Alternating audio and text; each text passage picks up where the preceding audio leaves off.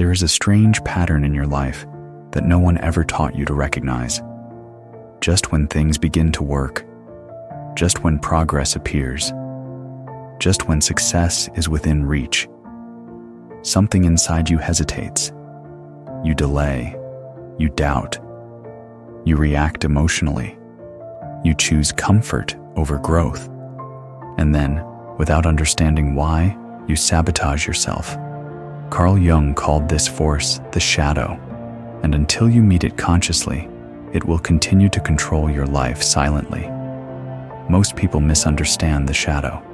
They think it is darkness, something immoral, something dangerous.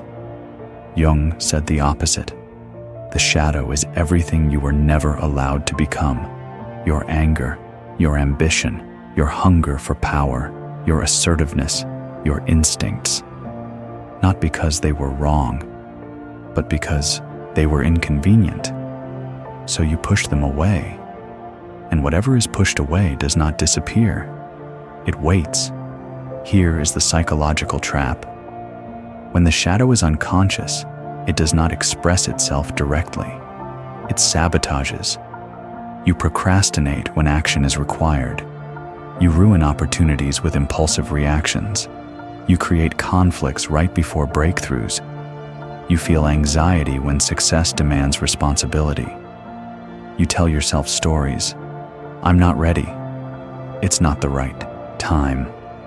I don't deserve this yet. But Jung warned, what you do not face within will confront you from the outside. Self-sabotage is not laziness.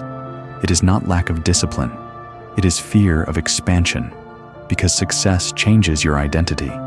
It demands new boundaries, new responsibilities, new versions of yourself, and the shadow fears exposure. If you succeed, the parts of you that were hidden must be integrated, and that is terrifying. So the psyche chooses the familiar pain of failure over the unknown weight of success. Jung explained that when we refuse to see our shadow, we project it. You call others arrogant, but you suppress your own confidence. You accuse others of being selfish, but you never prioritize yourself. You resent authority, but you fear your own power.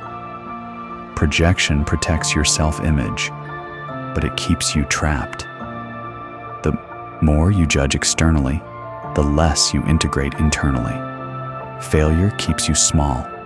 Success forces confrontation. This is why many people unconsciously destroy what they build, because success demands clarity, limits, ownership, responsibility, and the shadow resists all of it.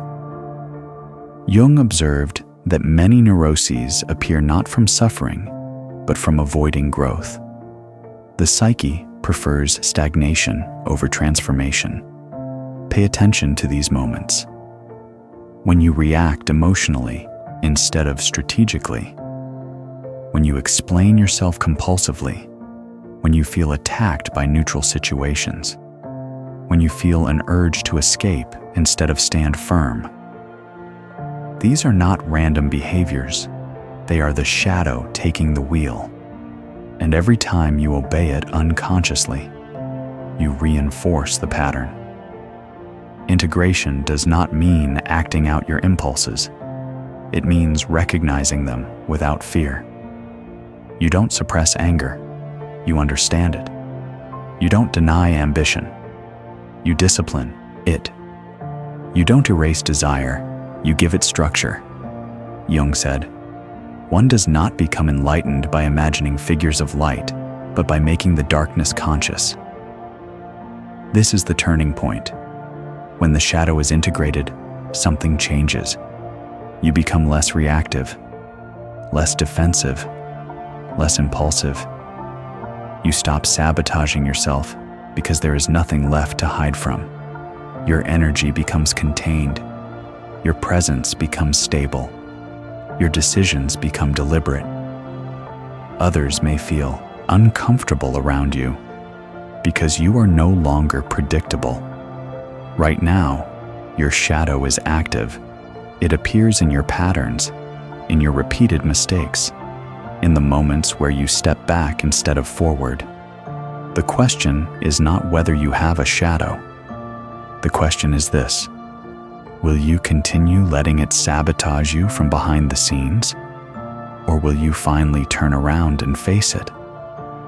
Because the moment you meet your shadow consciously, it stops being your enemy and becomes your source of strength.